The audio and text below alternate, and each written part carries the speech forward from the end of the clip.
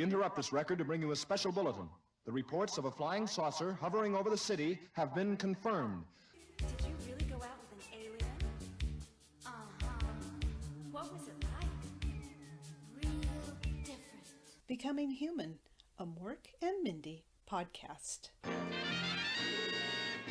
Hello listeners, this is Paula Schaffner with episode 81, Present Tense. I'm not sure of the exact meaning of that title other than I guess Mork and Mindy are dealing with what the relationship is now, and it's kind of tense. This first aired on January 14th, 1982. The IMDb synopsis is, Mork and Mindy are unable to have a conversation while Mirth's away. This was the 7th episode, directed by Bob Claver. It was the first of 3 written by Winifred Harvey, who also wrote an episode for Laverne and Shirley in 1981. There's a sunny daytime exterior with snow on the ground. Mork and Mindy enter through the front door to applause. He's got his puffy jacket and his red bow tie, but he's also wearing an enormous, I don't know if you'd say it's ochre or peach, but it's kind of pinkish orange cowboy hat that says Denver in capital letters, and he's also wearing big sunglasses. Mindy has an overcoat that she takes off, and we can see that she's wearing a tan silk blouse with brown slacks. And her perm looks much bigger than it did before. So I think this was the episode when I was watching originally where I thought, I don't like Mindy's new hair. I'm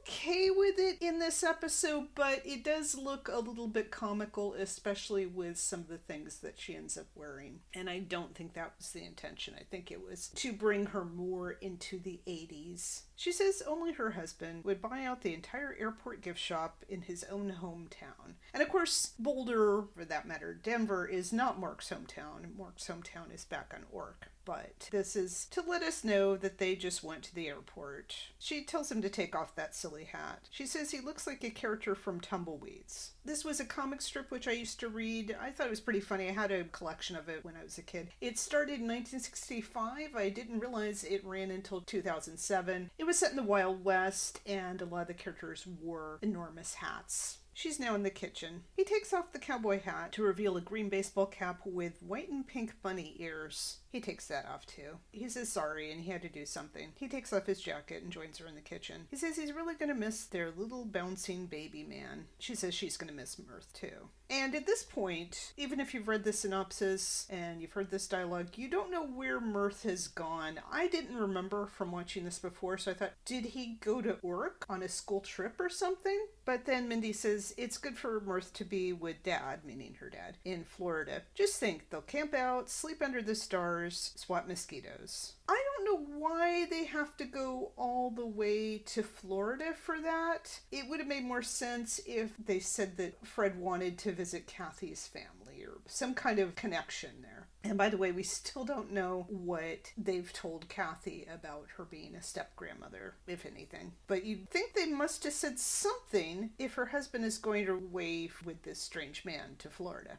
And then Mork says, wait a minute, that's how Deliverance started. And I think that's at least the second joke, somewhat tasteless, about Deliverance on this series. Mindy says it'll be a good experience for Mirth. And anyway, they could really use some time together. She takes Mork's hand. She tells him to think about it. Their baby was born as soon as they got married. Well, a couple episodes later, but yeah, pretty quickly. As they walk into the kitchen, she says they never really had an opportunity to spend time together as just husband and wife. They did briefly, but it was more they were still in the honeymoon phase. They just hadn't had ordinary life being married before they became parents. Mork says yeah, but he's still gonna miss the little bugger poo. They let go and she says yeah. She's taken a glass of water with her, so I think that's why she went into the kitchen. Mork says he'll miss Mirth sneaking around with his Polaroid, trying to take pictures of them in compromising positions. I think that's a weird thing for your baby to do. She says yeah and laughs. As she sits, she says she's going to miss waking up to Mirth asking, Mommy, how come you look so different in the morning? This implies that Mirth is again coming in first thing in the morning, even when he's not bringing them breakfast in bed. Mork is now on the other end of the couch. He says when he goes to the park, who's going to push him on the swing? Meaning, who's going to push Mork on the swing because Mirth is larger. As she pats Mork's arm, she says, Boy, listen to us. I think there's more to our marriage than just being parents. That's what this episode is about, of course, is there more to their marriage than them just being parents?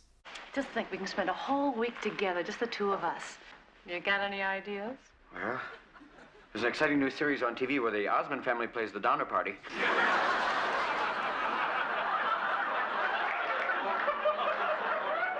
To tell you the truth, I think we can do better than sitting around watching television. I really had something a little more exciting and exotic in mind. Well, we could buy a parrot. Then teach it to talk dirty. Oh, man, come on. I was just kidding. You know what I'm talking about. I know there were just a couple of vibrant young people that wear trendy clothes. You know, the world belongs to us and the OPEC nations. You smooth talker, you. Telephone. Wait, I gotta get...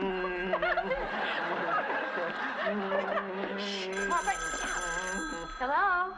Yes, this is Mindy. Wait 1 second, please. Will you stop? Wait, I'll be up in a minute. Hello? Yes, I'm back. Now? Yeah, but what about doing fish bit? Yes, sir. Okay, I'll be right over. Bye. Oh, God. This isn't the way I wanted to start our week, but I've got to go meet the camera crew. A used car dealer's been kidnapped and nobody wants to pay the ransom. Or cover the story. So we get yet another reference to the Osmond family and a joke about cannibalism. When Mindy says she wants something exotic, Mork thinks that they should get a parrot and teach it to talk dirty. Then it turns out he's just kidding, and he says that they're vibrant young people that wear trendy clothes. They're not that trendy, but I think he was kind of parodying what the image of people in their 20s would have been. And there's a reference to the OPEC nations. I'll get into this. This is a somewhat racist against Arabs episode. The phone rings and they don't have an answer machine, and Mindy is conscientious, so she's going to answer it even though they're kind of sort of necking. And Mork keeps nuzzling and kissing her, so it's kind of shippy. And I'll get into that more, that this episode is very shippy and yet not. There's another reference to her filling in for Dewey Fishback. The story that no one wants to cover is that a used car dealer has been kidnapped and no one wants to pay the ransom. Used car dealers were very much an easy target for humor, I would say, from the 50s into the 80s, maybe the 90s. Mork says that he understands. Business before pleasure. And so that's another thing is Mindy, she is conscientious. Even when she gets called into work on short notice, she's going to pick that over making out with her husband, even though they rarely get any privacy. He tells her not to worry. When she comes home, he'll give her Magic. And if he can't get him, he'll get Kareem. So a basketball joke about Magic Johnson and Kareem Abdul-Jabbar. They both laugh. She puts her hand to his face and they kiss goodbye. Then there's a close-up of a tape recorder as it plays sitar music. Then the shot changes to a vaguely Middle Eastern-looking cushion that's on maybe a Persian rug. The camera pans to a 60s or 70s looking low octagonal wood table, which I think I owned one like this once. Or at least I remember living with one like this. There's some food that we'll find out is quote-unquote Moroccan on top of it. Then there's a shot of the whole room, and we can see that the couch is gone, and there's another cushion on the other side of the table. Mindy enters the front door and says, "Hello?" No. Mork enters from the bedroom, and he's wearing a red fez, a red and black vest, a white button shirt with puffy sleeves, a red sash around his waist, black slacks, and yellow slippers with pointed toes, and I'll have a clip in a while. He tells her she knows the words to this song, and he sings "My Boyfriend's Back" in a vaguely Middle Eastern voice that he'll slip in and out of for the rest of the scene. She asks if the Arafats are coming over for bridge, and that's a reference possibly the first to Yasser Arafat. He was the prime minister from 94 until his death in 2004, but he held some other offices as well, and definitely would have been well known to American viewers in the early 80s. Mork takes her hand and escorts her to the table. He says he would like to welcome her to the wonderful world of Middle Eastern cuisine. He welcomes her to the Rockefeller Center, so pun on Morocco and Rockefeller. As Peter Lorre, he says, "If you're nice to me, I may be able to get your passport back." She laughs, and we'll find out in a little bit Casablanca is one of her favorite movies. She says, "This is perfect. Everything looks so Moroccan." I don't know how she knows, but okay. She refers to the pillows, his falafel outfit, and the music. He says he taped it from this great Middle Eastern station, KFEZ, K-F-E-Z. Talk about 16 with a bullet, and he mimes a machine gun, and they already talked about the song 18 with a bullet on a different episode. She says, gee, Mork, he went to all this trouble. I feel like I should go down to the river and do her laundry.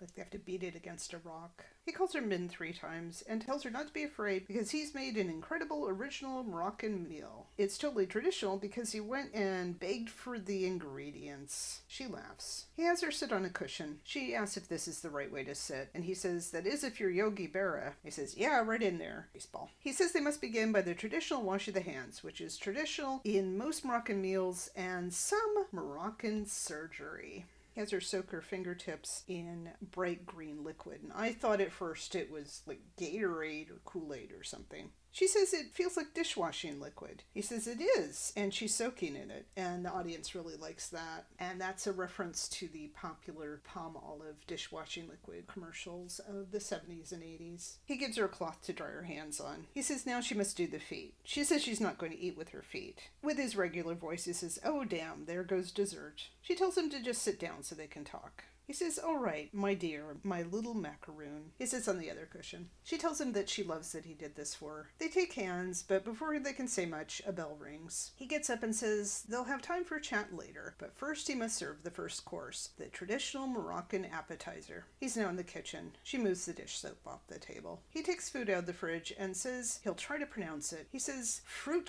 cocktail in his Mid-East accent. He brings it in. Someone in the audience screams with laughter and other people clap. He sets the fruit on the table and she asks what's Moroccan about that. He says when he opened the can and then he sings in a foreign language, as the subtitles put it, Mindy laughs. He says that's a little Slim Whitman with the accent, and that's at least the second Slim Whitman reference. He sits again. He tells her she's going to love the next course, couscous and mahi mahi. He got the recipe from Lulu in Walla Walla. And then slipping into Groucho, he says, how she got the recipe, I'll never know now. Mindy laughs. She notices that there's no silverware, so she asks if they're supposed to eat with their fingers. He says yes, because all the silverware in Morocco is used to tunnel out of prison. She laughs again.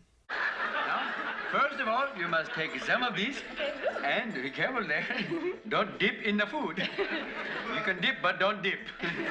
Take a piece of this and take some of this and put some of that in there like this, and then you savor the taste. Oh.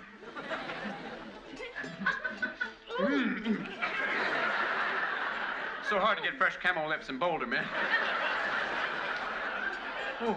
So they get increasingly flirty until the end. He says that it's hard to find camel lips in Boulder. They nonetheless try the dip some more. She has a confession to make. She is afraid with Mirth gone, they wouldn't have anything to talk about. He says they'll have plenty of things to talk about, but first this. He goes to his feet and plays music again. Then he claps his hands.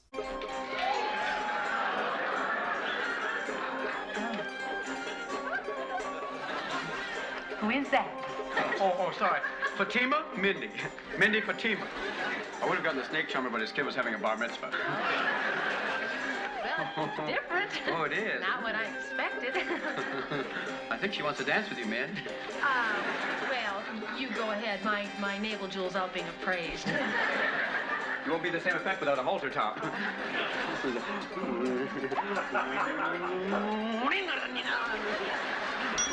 Oh, round two. You and Fatima chat. Maybe you can ask her where she got these wonderful clothes.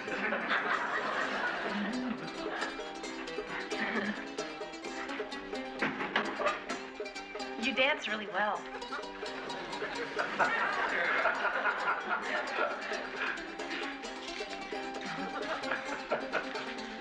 You know, Casablanca was my favorite film. Specialty of the house? The shish kebab. Mork. Or in the very elegant restaurants, shish kebab. Oh, that's just the beginning. We must add some more spices. A little brandy there. Nothing. You can never have too much of this on there, huh? Yeah, now, wait a minute. Mork, is that supposed to be on fire like that? Well, it's kind of academic, ma'am, because it is now. It's kind of hot. Oh, well, don't panic. I know how to deal with this. Don't panic at all. Okay. Fire! Fire! Man. Oh, don't make a mess, hon.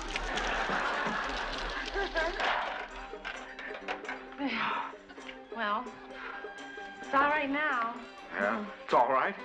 For the next time we do this, you schlep down to Moroccan town and barter all day with a man with one tooth going, you must buy this, you must buy this.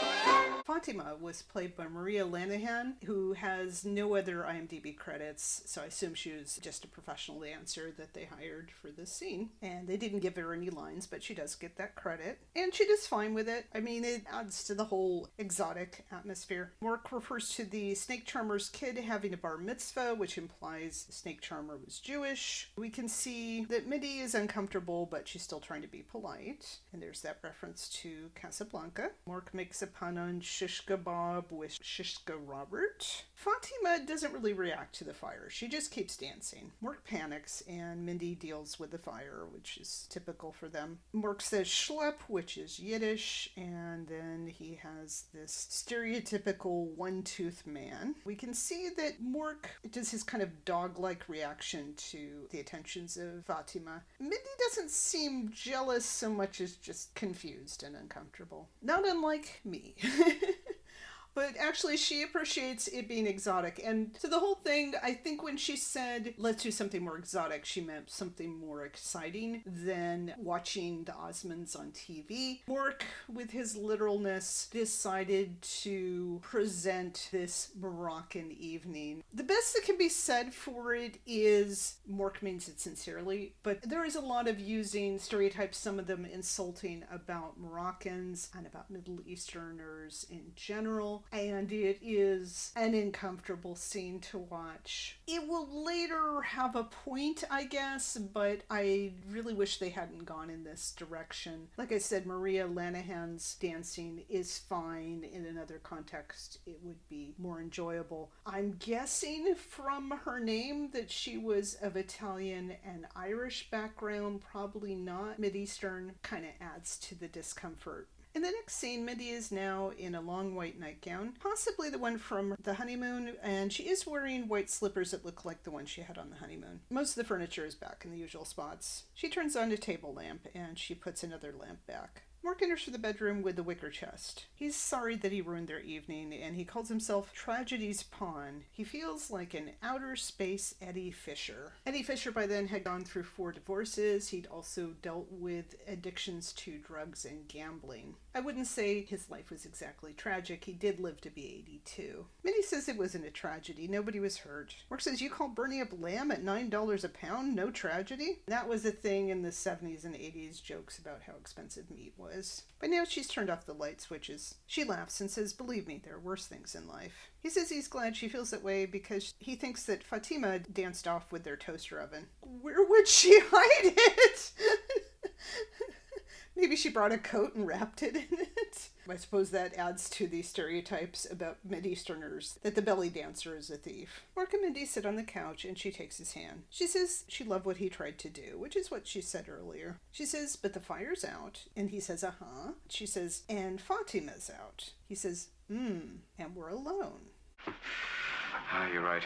We don't need external stimuli. No. We can make our own chemistry, huh? We'll have our own little 4th of July, without the vandalism.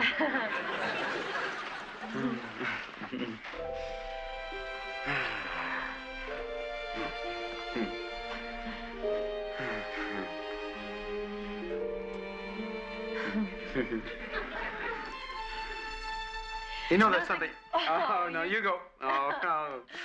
Oh. No, go ahead. Oh, no, you. I insist. Well, all right, I'll go. I mean, you know, there's something that's been bugging me ever since I landed on Earth. What? You know that song, This Old Man? Mm-hmm. When he hits 12, what's he play knick-knack on?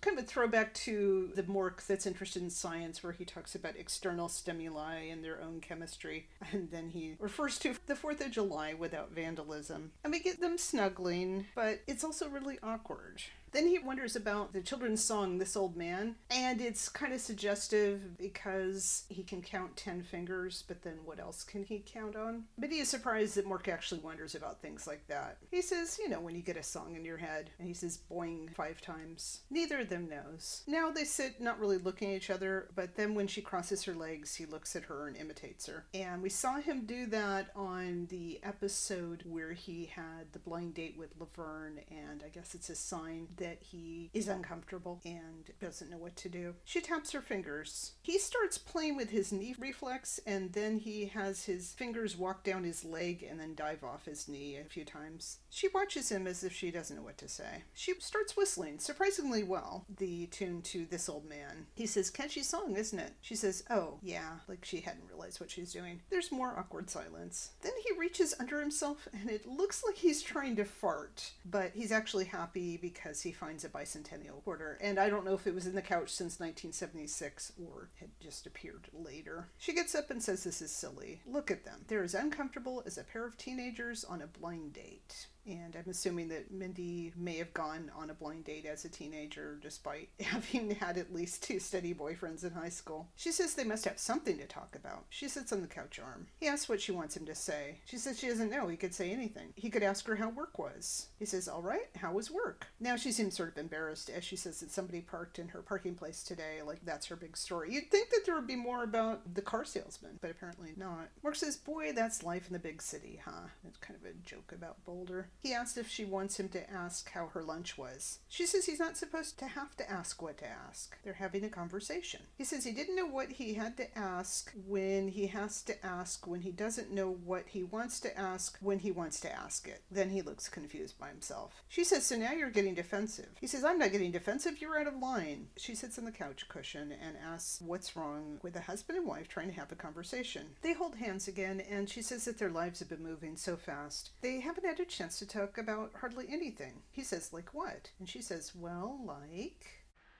All right. For example, you've never said whether you like being married or not. I do. Well, why? Well, lots of reasons. Well, give me one. Well, all right. The bed's warmer. Oh, that's it. Oh, come on, man. If you wanted snappy repartee, you should have married William F. Buckley. I find the institution of marriage quite appealing. I'm sorry, Mork. I love you. Well, why? Okay. Well, because you're warm, and sensitive, and unpredictable. And you're right, the bed is warmer.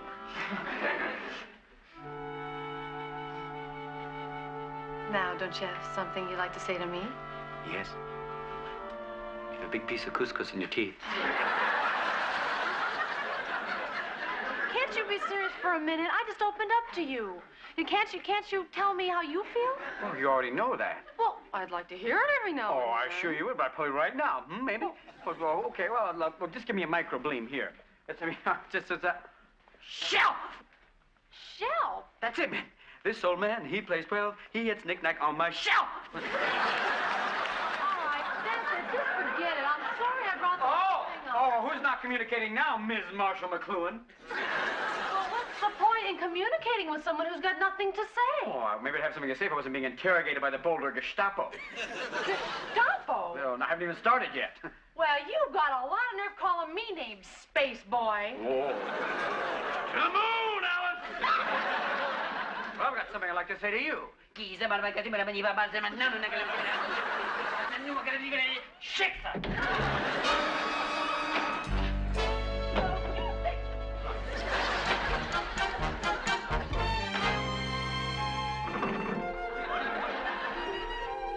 Oh, man. I've cooled off now, hon. I'm really cooled off now, hon, because I'm locked out. Honey? Little Pooterama? Fun's fun, hon. The bed's not going to be as warm.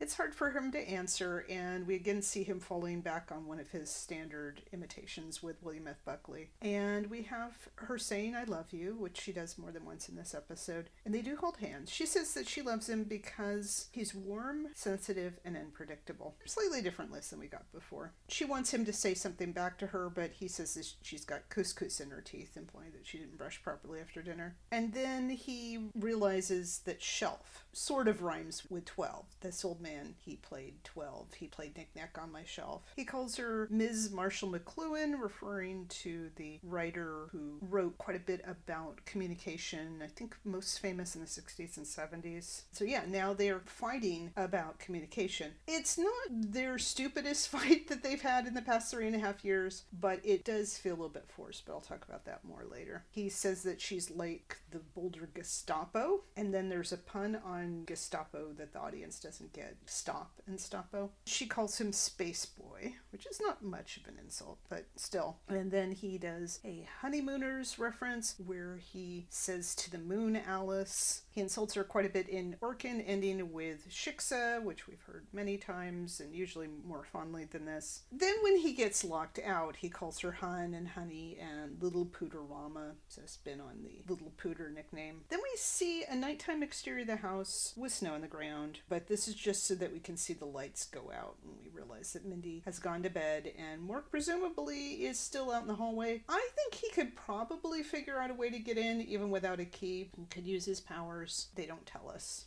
I'm not sure how far ahead we skip. Presumably it's the next day, and there's a pan of some snow-covered mountains in the daytime. And then we see the set of a house that's under construction. The backdrop has some mountains that have snow in them and some that don't. So I guess there's snow, but it's not heavy snow. It's mostly a nice day in the winter. In between that backdrop and the set, there are some, I would guess, pine trees, and they don't have snow in them. We can hear birds chirping. The camera pans from stage left to stage right, and we see Mork and Mindy entering the building. Mork is in his orange coat, and he's carrying a picnic basket. He's guiding in Mindy, who has a black blindfold, as well as a hat and scarf. He says she looks like she's on What's My Line, which was the famous 50s and 60s game show where the panelists had to guess things about sometimes ordinary people with something unusual about them and sometimes celebrities, and so they'd have to wear the blindfolds when the celebrities would come in so they wouldn't recognize them, and then the celebrities would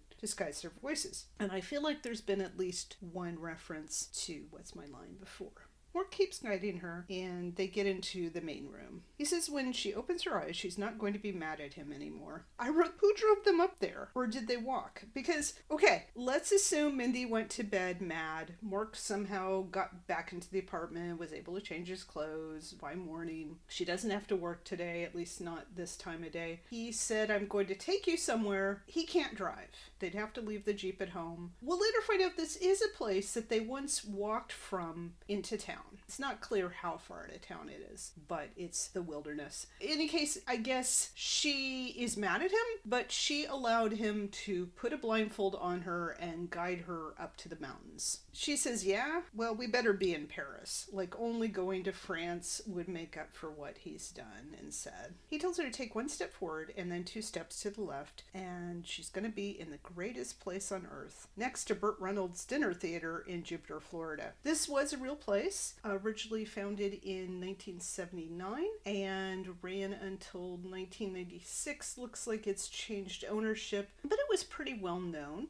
And yes, it is named after the actor. And yes, that's another reference to Florida. She doesn't know where they are, and he says, come on, Mind, are you blind? And then he says, oh, and removes the blindfold. He says, boy, Mind, how about this for a blast from the past, huh? She shrugs. He's surprised that she doesn't know where they are. He tells her, well, wait. Okay, imagine that there are no walls here, the snow is melted, and there are a couple of beer cans over there shining in the full moon. She asks where they are. He says that he'll give her one more hint. It sounds like the first place they met. She says, here? He points at his feet and says, no, here. There was a rock that says, Chi-Chi loves Lumpy. And in case you're curious, that joke sort of predates Joni Loves Chachi because the first episode of that premiered on March 23rd, 1982. But it's possible that they were already in talks about it and Robin Williams knew that and threw that joke in. And yes, he's used the name Lumpy before. Now Mindy remembers this place, and she remembers that Mork had his suit on backwards. He says, yeah, he almost choked to death trying to tie the tie. She laughs and says she thought he was a priest. So this is taking us back to the pilot episode and to a bit of nostalgia for us as well. He says he was just glad her mouth was on her face, and she chuckles. I'm not sure what that line means because he had been to Earth before. He should have known what Earth faces look like. They've walked around the room a little, and he sits down the basket on a stack of lumber. feel a sudden flood of emotions. I feel just like a salmon.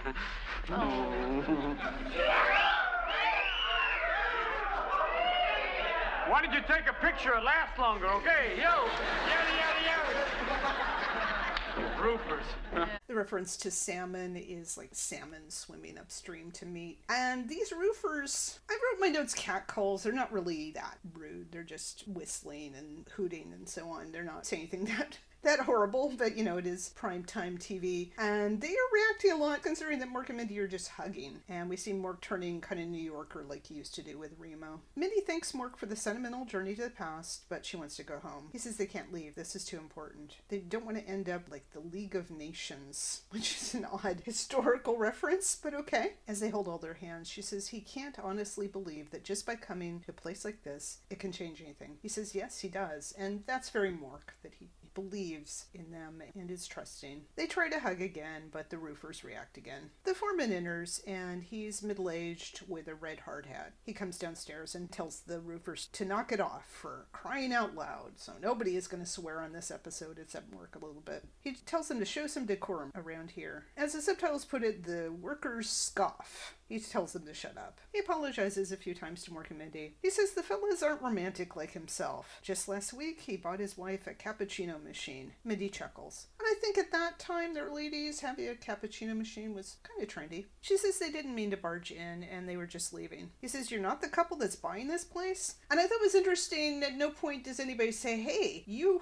are trespassing on a building site. She says no, and Mork says, on her salary? Are you kidding? He bark laughs. And I thought it was interesting that the foreman doesn't say, hey buddy, what about you? Don't you bring in a salary? He calls them looky-loos, which I think I talked about that there was a commercial about how you want to get a realtor that will keep people from going to look at your house that's for sale, and they don't actually want to buy, they just want to look. Not really a term you hear too much anymore, but he doesn't say it insultingly. Mindy says no, this is the place where they first met, when it was all still wilderness up here. It's only been 3.5 years, but maybe there's been a lot of development on the outskirts of Boulder. She again says they were going to be on their way. He says they can't leave now and ruin this beautiful moment, so he's on Mork's side. He's shipping. He says he won't hear of it, but they do have a little bit of an insurance problem here. He calls up to Luke for a couple of hard hats. We don't see Luke or any of the other roofers. These are just voices off. Luke throws down a blue hard hat for Mork and a green one for Mindy, which Phil spit polishes. He calls her Mamzelle, even though she's married, and says she'll look divine in green, and her perm looks really obvious when it's squished down with the hard hat. He asks how they met. She says typical stuff, boy meets girl. He says, come on, you can tell him, and they're like old friends now. He punches her shoulder and she loses balance a little. She says she doesn't want to, it's dumb. Mork says no, it's not. We see, she was out with this creep, and then he dumped her, and he took off in her Jeep. That's not true. I happened to dump him. He just took my Jeep. Well, see, that's the part where I came in. You see, I was sent to Earth to observe, and my egg ship landed, well, about 40 feet over there. Then I came out with my suit on backwards, and I said, "Busy with that." And then I met her, and, you know, then we started living together, and then we recently got married, and a month ago, my son was just hatched. That's nothing. You want to hear a real story?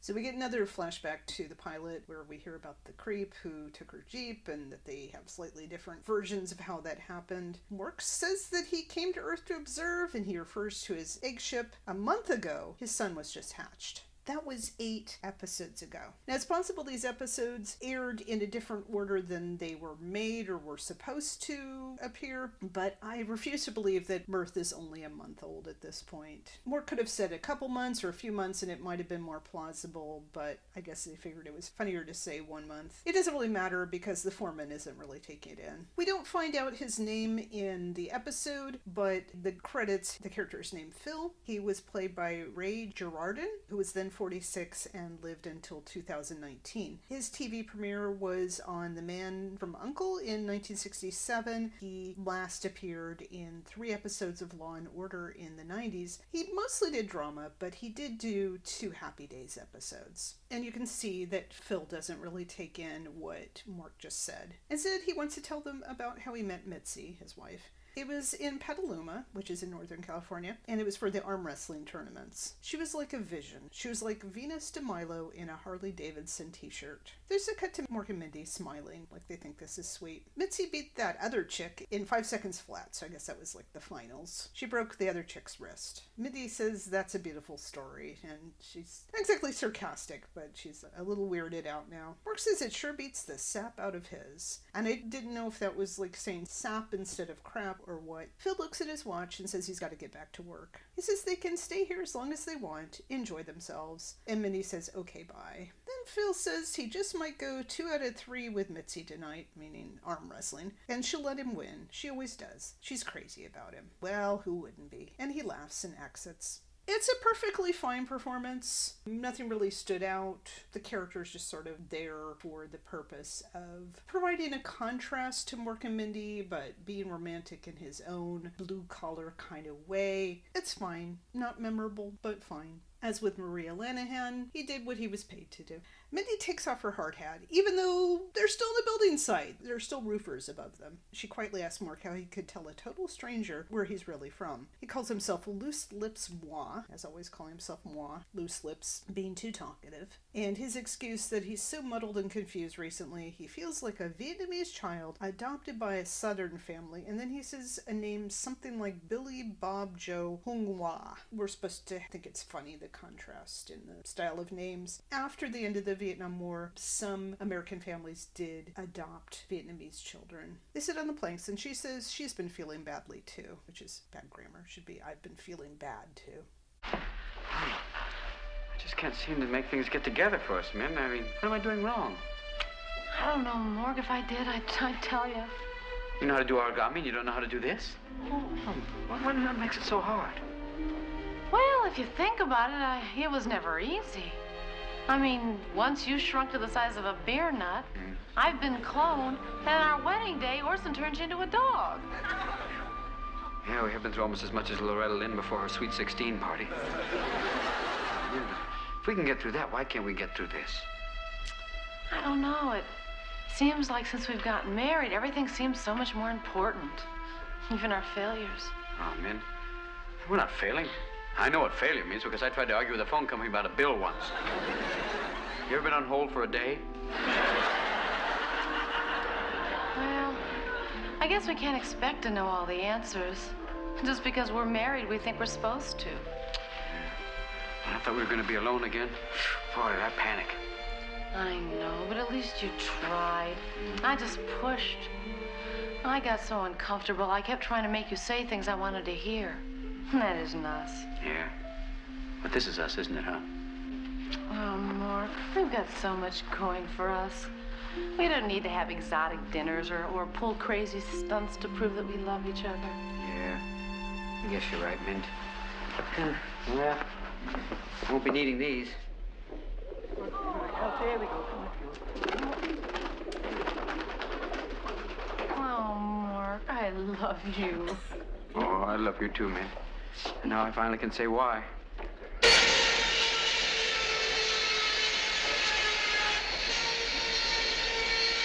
And you look great naked.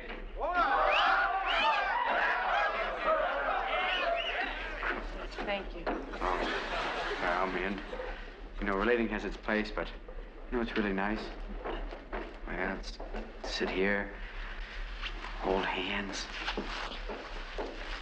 watch the sunset over the wet bar. Come on, kiss her already. It's almost Miller time.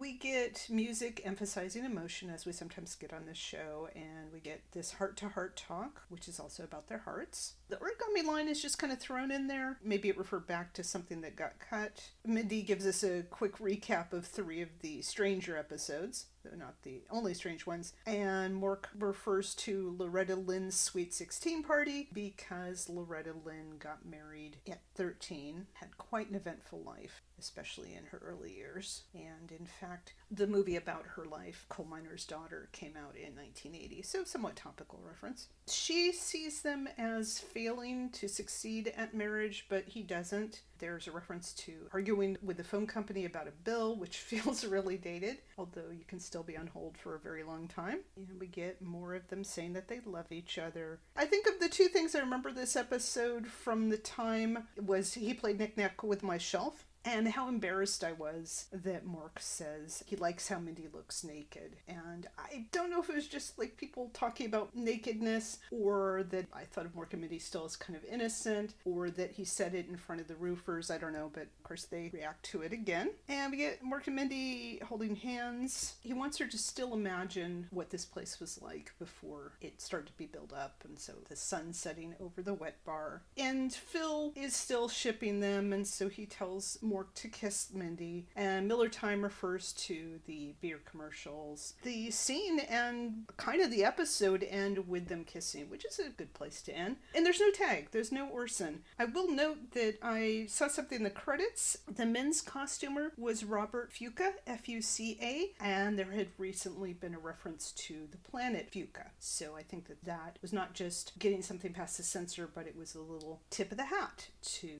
their costumer. As I noted, Mirth was hatched 8 episodes ago, and I don't feel that that has been good for the series. So you would think I would appreciate an episode that has Mirth gone. And it's not that I even mind that they miss him. Obviously, he's their child, and things are different without him. But I do feel kind of insulted as a shipper, and insulted on Mork and Mindy's behalf. The idea that they have nothing to talk about when Mirth is gone. Mork has to do these elaborate things to bring the magic back. We're together for 3 years, and they made it very clear that each of them was the person that they felt most comfortable with, that they could most talk to. I mean, they had some rough spots, but in Mork the Swinging Single, he spent a lot of time with other people, but he missed his best friend. Even just the thing of him asking her about work, it's like there must be something more going on than the parking lot. I have issues with that, and as I said, the whole Moroccan dinner scene is uncomfortable. And yet I am grateful that this episode came along, because I think this did have to be addressed. Mork and Mindy became parents very soon after they got married, and even the wedding was rushed. They weren't engaged that long. It was limited. So now, what are they like on their own? I think I would have liked this episode better if they had talked through the awkwardness. They could have gone to a nightclub, and maybe that wouldn't have turned out what they hoped, and things are different now that they're married, or something in that direction. I rate each of these episodes on a 0 to 4 egg scale, which measures how much it delivers what I'm looking for in the series. So in a way, this is what I want, but I'm just not happy with how it turned out. I'm going to go with 2 3/4 out of 4 eggs. Might have been more of a 3 if it hadn't have been for the Moroccan scene. And again, the Moroccan scene is not terrible, but it definitely takes it down at least a quarter. I also rate each of these episodes on a 0 to 4 heart scale, which measures how well it supports and promotes the romantic relationship of Mork and Mindy. And in a way, this is a very shippy episode. There are I love yous and touching and nuzzling and them still being hot for each other in their quiet little way, trying to figure out what their relationship is. But like I said, I feel like they should be, I mean, I know it's hard because Mork is an alien and he didn't really even know much about emotion before he moved to Earth permanently. There's a lot to work through, but I feel like they should be better at communicating when they can't communicate, I guess. Again, not so much as in some episodes, but there is this thing where Mork and Mindy will start to get romantic or affectionate, and then someone interrupts them or something interrupts them. And so here we have getting this call into work. And I think a little bit of that may be just censors and trying to keep this still a show that kids can watch. But I mean, there are ways that you could do it. Show that they are still romantic with each other without getting explicit. And they keep backing away from that. And so it's a little bit frustrating. There's so many shows where my ship, your ship, everybody's ship gets sunk or marooned. This is a show where they did get together, but it's not delivering what we might have hoped. The season started out really promisingly, and I thought that a lot happened in the honeymoon episode that was really interesting and valuable, and I wanted to see it grow from there. And this is sort of trying to get back on that track, but not knowing how to do it any more than Mork and Mindy know how to do it. So it's just a very awkward episode. It is above average shippy, but I'm not going to put it on the level of those first few episodes of the season. The engagement, the wedding, the honeymoon. I'm going to give it a 2.5. Maybe what happens after the episode is more shippy. We don't know how long Mirth is out of town. That's left pretty vague, but probably not more than a week or two. I mean, if Fred is still conducting the symphony, and that seems like leaving his wife for more than a couple weeks to go to Florida with his grandson is a long time. Even if they presented him as his poker buddy or his fishing buddy, but that's not addressed either. In a sense, this episode is about Casablanca. Not just because of Moroccan scene and the Peter Lorre joke, but because Mindy hopes that they'll be in Paris. And the whole thing with Casablanca was, we'll always have Paris. Paris symbolizes a city of romance that has been lost, and now you're in this foreign land. It's wartime. Where do you go from here? I know that's a stretch, but that's what I'm going to say, that this episode is somewhat inspired by Casablanca. I would recommend this episode, flaws and all, because I think it has to be seen as a contrast to the heavy mirthiness this season. We'll see if they get back to this at all, if there is anything more about Mork and Mindy's relationship. I did enjoy it more than the previous episode and some of the others. 2 3/4 eggs, 2.5 hearts. This is Paula Schaffner with Present Tense. Here's Look at You, Kid.